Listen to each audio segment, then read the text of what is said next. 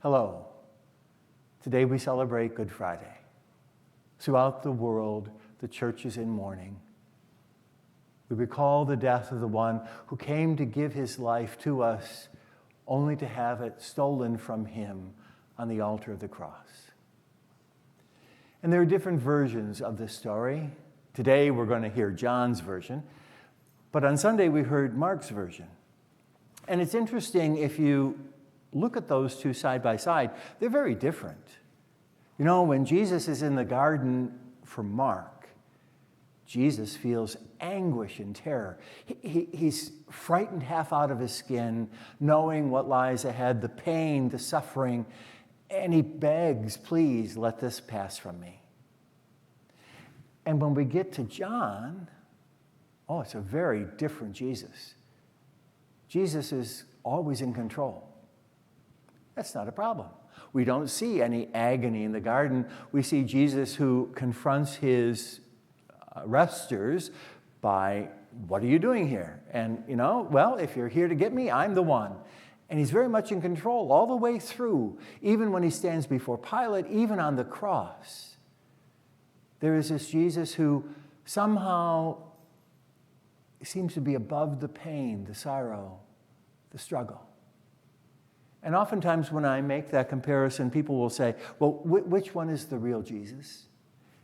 And I say, I think both are.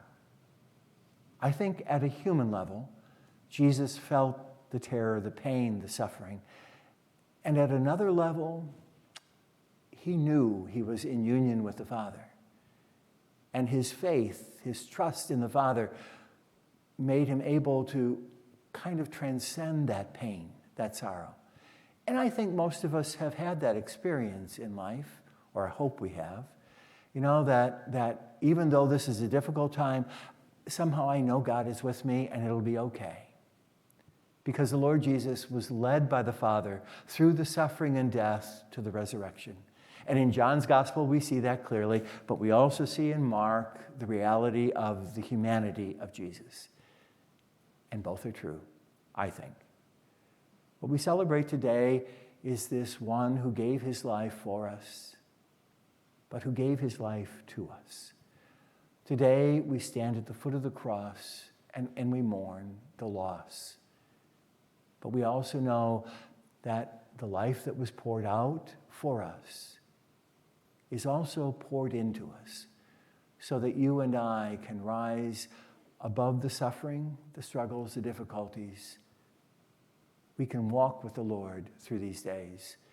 And every time the cross casts its shadow over our life, that we can live with this and this. Have a great journey to Easter. It's almost here. It's almost here.